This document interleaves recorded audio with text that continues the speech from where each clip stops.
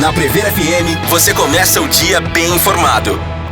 7h05. Voltamos com o primeiro jornal na Prever FM e para a nossa entrevista 984, já está aqui na nossa bancada o professor Enzo Dalpai, especialista em agrometeorologia e mudanças climáticas. Professor Enzo, satisfação em tê-lo aqui mais uma vez. Bom dia. Bom dia a todos. Prazer, é honra estar aqui com vocês de novo aqui na Prever FM. Professor, a gente tem falado aqui, o noticiário tem trazido também a respeito do El Ninho, né? Que nós já estamos vivendo, né? Começou o El Ninho e tal, e a intensidade que ele vai vir, principalmente na região do Brasil e tudo mais. Primeiro, o que é o El Ninho, professor? O El Ninho é um anômalo aquecimento das águas do Pacífico. Lembrar que o planeta Terra, ele boa parte dele é coberto de água. O Oceano Pacífico é uma imensidão, é uma área muito grande de água. A hora que essa água se aquece, ela tende a mudar o clima em escala global. É muita água se aquecendo, mais água evaporando. Nós temos alterações na célula de Walker. Então, os locais onde deveria chover é lugar que começa a receber ar seco. Lugar que deveria receber ar seco começa a chover. E acontece uma mudança, então? É um aquecimento. Eles têm a média histórica. Há alguns anos acontece do oceano ficar com a sua superfície mais aquecida. Isso é o El Ninho. Quando acontece da superfície ficar mais resfriada, a gente chama o fenômeno Laninha, que é o oposto. A água ela fica mais fria do que a série histórica. Entendi. Também tem as suas alterações climáticas globais. E o que leva a esse aquecimento, a esse resfriamento da água? Isso, a impressão que eu tenho estudando, é que ainda não é muito bem conhecido. É um fenômeno que ocorre, agora é confuso. O clima planetário, ele depende de um delicado equilíbrio. Então, não é apenas o El Ninho que mexe no clima. Eu dou muito sempre o exemplo, né? Eu acredito que foi aquela cidade de São Luís do Paraitinga, lá para 2008, 2009, foi destruída por uma chuva. Todo mundo culpou o El Ninho. A culpa foi o El Ninho fez chover mais. Em 2011, o pessoal da USP publicou a Zona de Convergência do Atlântico Sul. Eles descobriram que existe um movimento de massas de ar no Brasil que concentram a chuva no centro do país. Então eles descobriram São Luís do Paraitinga, não foi o El Ninho, foi uma zona de convergência. E agora é estudado, né? O El Ninho altera as zonas de convergência no Brasil. Porém, nós já temos aí 4, 5, 6 zonas de convergência publicadas, descobertas. Aonde, né, muitas vezes até a gente descobrir isso, nós falávamos muito do El Ninho. Então, existe um equilíbrio. O El Ninho não afeta diretamente o nosso clima. Ele afeta outros movimentos atmosféricos que chegam até nós. Eu acordo muito cedo, né? Então, ouvindo o noticiário na grande imprensa de madrugada, dizendo que no Rio Grande do Sul já começa essa denominação que a imprensa está dando, né? Os efeitos do El Ninho já são sentidos e que a expectativa de chuvas pode ser até maior do que 2024 na região sul do país. É de livro de El Ninho, já é histórico. A região sul do Brasil é muito afetada pelo El Ninho, principalmente anos de El Ninho, aumento da chuva. Na região do sul é de arrepiar, a gente teve um fenômeno recente de enchente catastrófica. Verdade. E eles tiveram uma baita enchente, torço para terem se preparado. Agora, a previsão é, se der o mega El Ninho que estão falando, a chuva lá vai ser violenta. O que diferencia um El Ninho de um mega El Ninho, esse termo que você usou? A escala do El Ninho não é simplesmente o aquecimento, é medida em graus centígrados. Então é dito que até meio grau centígrado para cima ou para baixo é o estado de neutralidade em relação à média. Quando começa a ficar meio grau centígrado ou mais aquecido ou mais resfriado, nós temos os fenômenos. E então a gente pode ter, na atualidade, eu não vi ainda esse mês, até ontem não tinha saído, é o NOAA, o Instituto Oceanográfico Americano, que mede.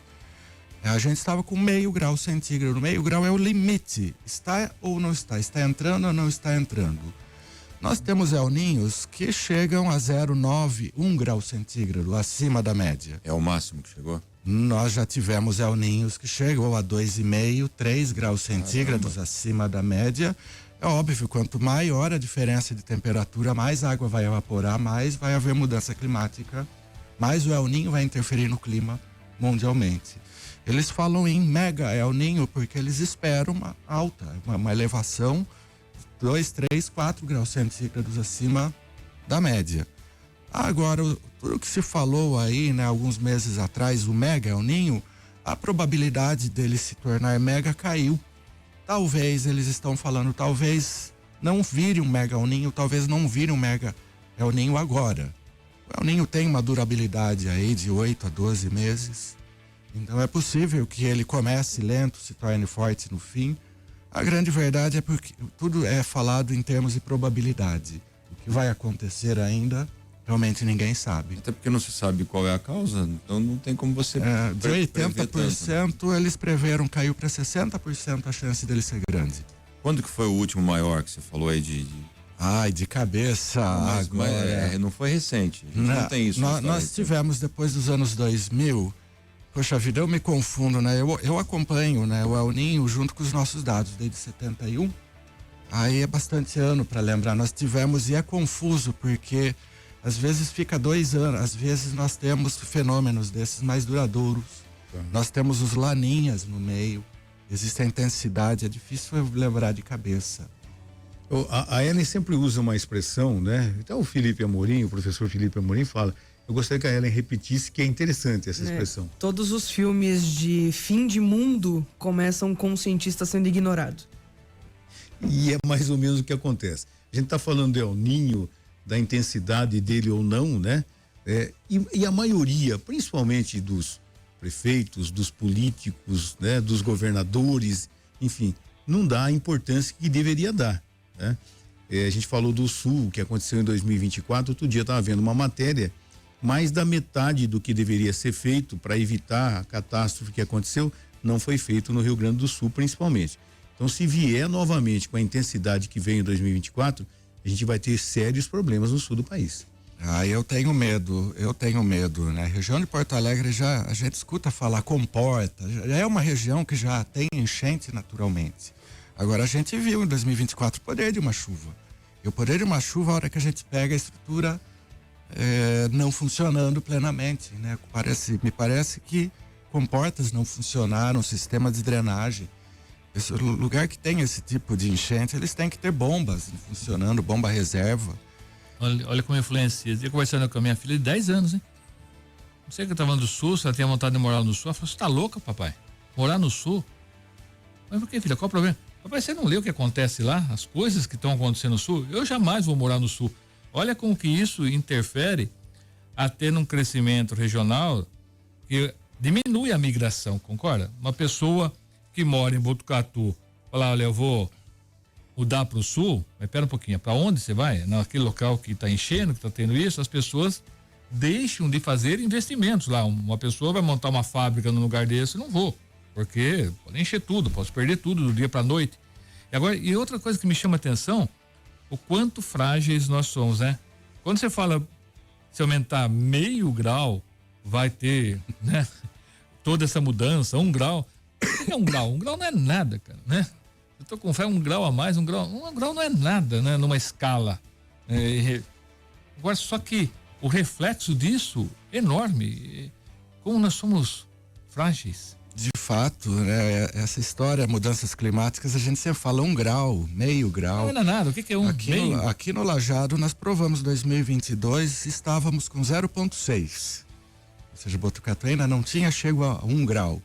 Agora a questão é que, na média, para a gente ter no ar, para ter Botucatu inteira esse 1 grau a mais, é bastante energia que tem que ter para a gente ter esse aquecimento. O que é 1? 1 é nada. E acontece, é tudo pouquinho, mas de pouquinho em pouquinho as coisas acontecem. Olha, eu consegui buscar aqui, Enzo, de 97 e 98 foi quando o Oceano Pacífico Equatorial chegou a 5 graus acima da média histórica, que foi Exato. O máximo, né? Segundo o NOAA, que você falou que é o NOAA, que faz a medição. E esse é o ONI ainda. O ONI é um tipo de índice. Eles estão criando índices novos mais rápidos. Então o ONI ele é baseado em média de 3 meses. uma média móvel. Janeiro, na verdade, é a média de dezembro, janeiro e fevereiro. Eles estão partindo para mensal, para fazer análises menor, um índice que chama RONE. Então, está sendo estudado. Se eles estão mudando a nomenclatura do índice, é porque, de fato, alguma coisa não estava sendo contemplada no índice. Ainda eles estão estudando, eles estão interpretando melhor, mas quanto mais a gente estuda, mais a gente vê, tropeça em outros sistemas climáticos, outros fenômenos atmosféricos, tudo acaba interferindo, né? Um sistema sempre se comunica com o outro. E se a gente trouxer aqui essa realidade de mudança para Botucatu, nos últimos 50 anos, né? Ter recebido um amigo aqui a mensagem que Botucatu nos últimos 50 anos teve uma mudança climática significativa, estudada inclusive pela FCA, né? E que traz riscos ambientais, abastecimento, agricultura. Como é que está isso? Realmente nos 50 anos a gente conseguiu mensurar o Botucatu de 50 anos atrás e Botucatu de hoje? Nós temos dados no Lajado desde 71. Então nós estamos com 55 anos, de 54 para 55. Eu tenho uma série no Lajado que vai de 41 até 70, eu não sei de quem é, eu tenho os dados, mas não sei quem mediu. Qualquer um desses períodos que comparar, nenhum é igual ao outro. Nenhum é igual ao outro. No passado já havia mudanças. A mudança pro aquecimento na nossa última série agora, ela é muito visível. E meio grau centígrado, 1 grau centígrado a mais. A gente já detectou, o que mais me preocupa é o aumento na evaporação de água. Se tem maior temperatura, a chance, né? A gente diz, a maior temperatura não é que faz evaporar mais água, faz a água evaporar mais rapidamente. Que, consequentemente, acaba a evaporar mais água. Agora, o evaporar água, a gente pensa, é o consumo das plantas, que a gente chama de evapotranspiração. Essa está em pleno crescimento junto com a temperatura. O aumento da evapotranspiração é diretamente o aumento de uso de água para irrigação. A gente tem que lembrar que irrigação é água tirada de rios, corpos de água. E se a irrigação estiver aumentando, existe risco de rio diminuir? Exatamente. Existe o risco. Do jeito que a nossa evapotranspiração está subindo, é modelo de previsão. Modelo de previsão, a gente vê o NOAA errou, o El Niño disse que ia chegar um mega El Niño no meio do ano, ele ainda não se tornou um mega. Então, previsões são previsões. Pelo que nós temos o Lajado, por volta de 2042 a 2045, existe a chance de Botucatu virar um semiárido. A evapotranspiração ultrapassar o volume de chuvas em um ano. Que loucura, gente, que loucura. O normal eram 1.000 milímetros por ano, média, 1.000 milímetros por ano de evapotranspiração, 1.500 de chuva.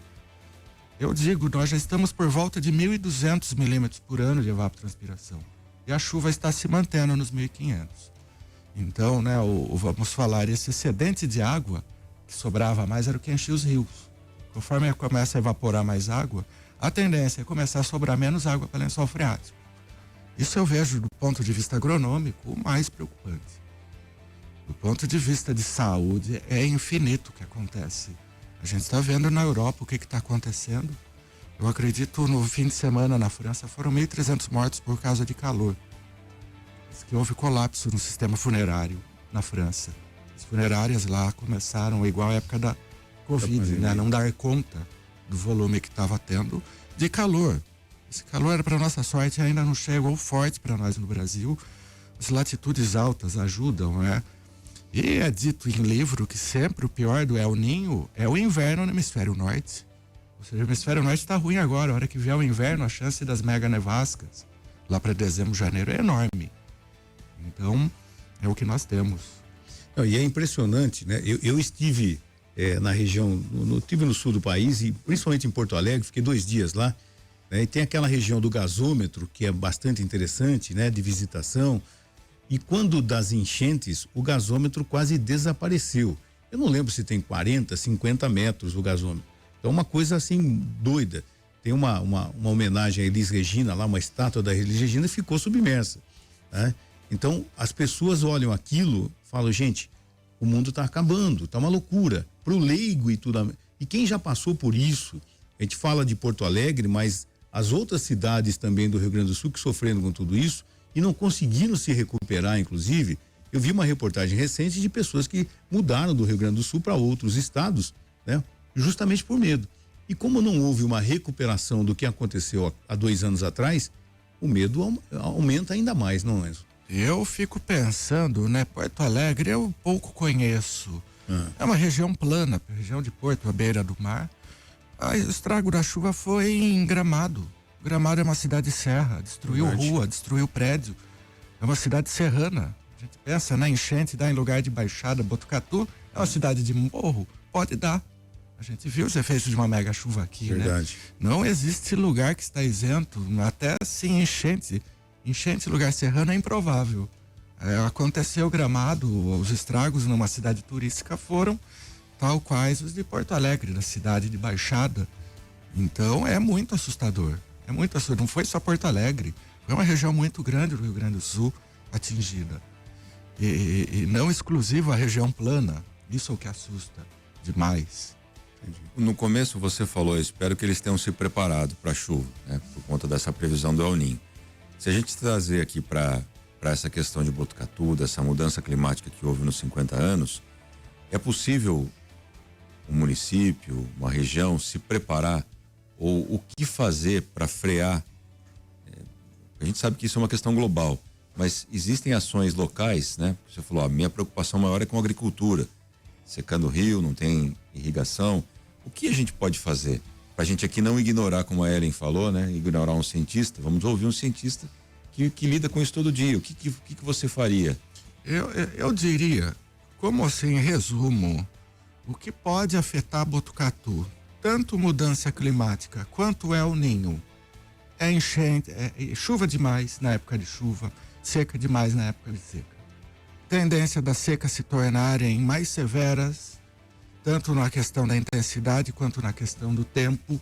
A questão que a hora que for chover, a chuva se mantém, mas com o menor número de dias no ano, ou seja, cada chuva está se tornando mais severa. A grande dificuldade nossa aqui, aparentemente, é essa. Secas, uma boa ideia sempre é guardar água. Tipo, construir represas, barragens, que parece que Botucatu construiu recentemente uma barragem. É uma baita boa ideia. Todo mundo deveria estar construindo barragens, represas, eu acredito, enquanto nós temos esse excedente de água. É uma boa hora para a gente guardar. Excesso de chuva, eu vejo Botucatu, a gente tinha problemas históricos de enchente aqui, alargamento de calha de rio, existem coisas, obras foram feitas, né? Que dão para serem realizadas.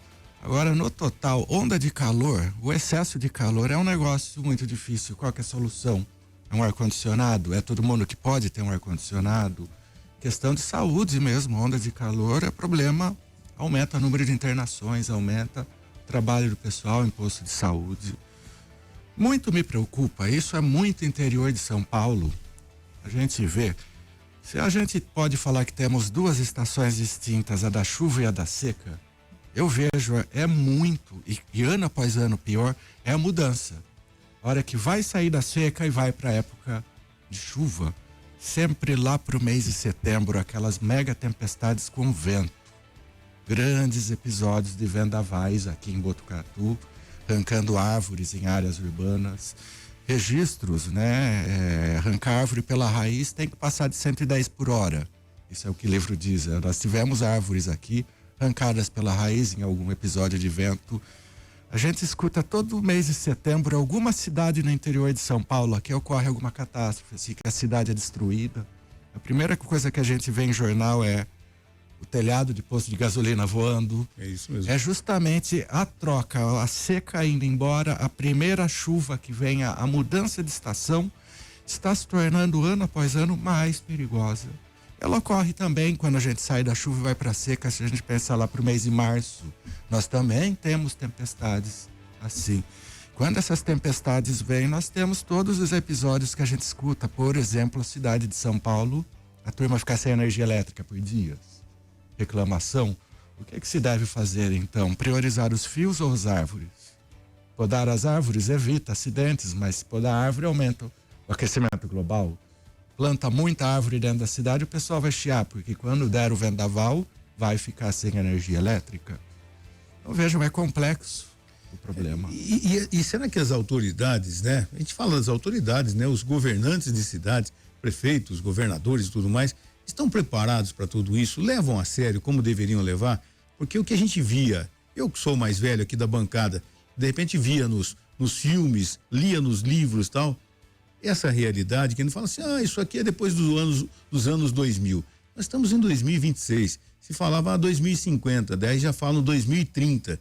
O aquecimento global, foi feita uma pesquisa outro dia, a gente já divulgou, que um percentual muito pequeno, acho que menos de 30% das pessoas acreditam em aquecimento global, nessa mudança climática. E isso já está acontecendo, né, professor?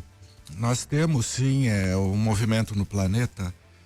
Agora eu vejo também, né? Existe um negócio, se não me engano, o nome é marketing verde também. É muito apelativo isso, é muito bonito hoje em dia. Todo mundo tenta aproximar de nossa embalagem é reciclável, esse tipo.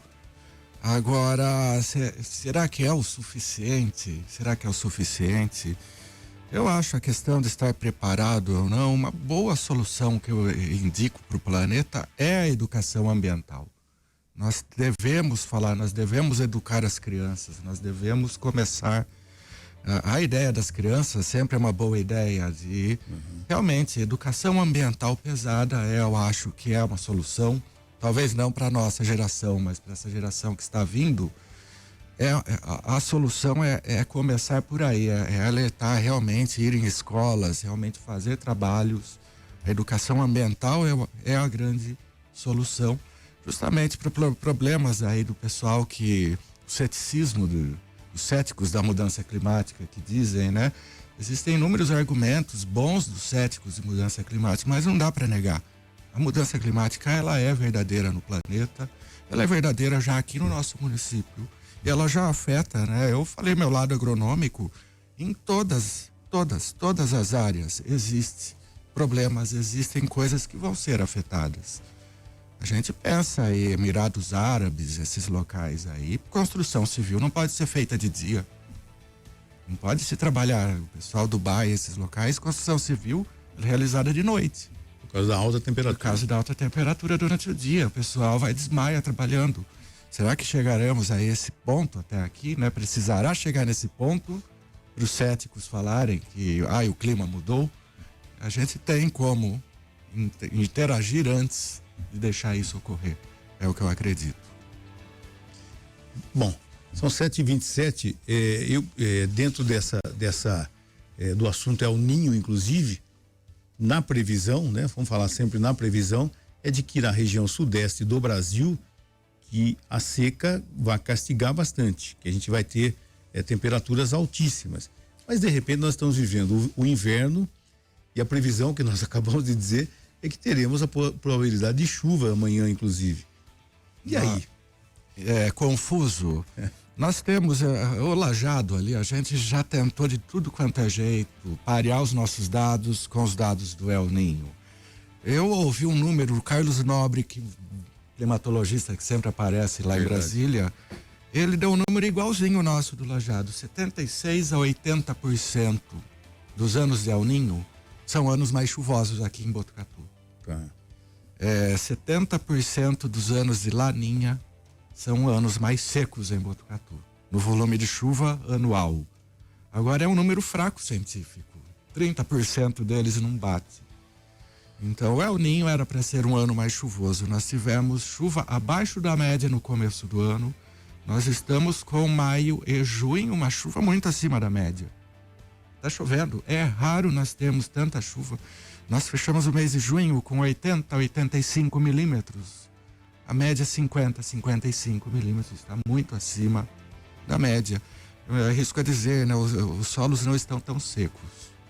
Tanto que para a época ainda é pequeno o número de incêndios, né? Infelizmente, o que vem quando começa a secar o solo são os incêndios. Para nossa sorte, não sei sorte ou azar, né? Mas de fato, esse meio do ano está mais chuvoso do que a média.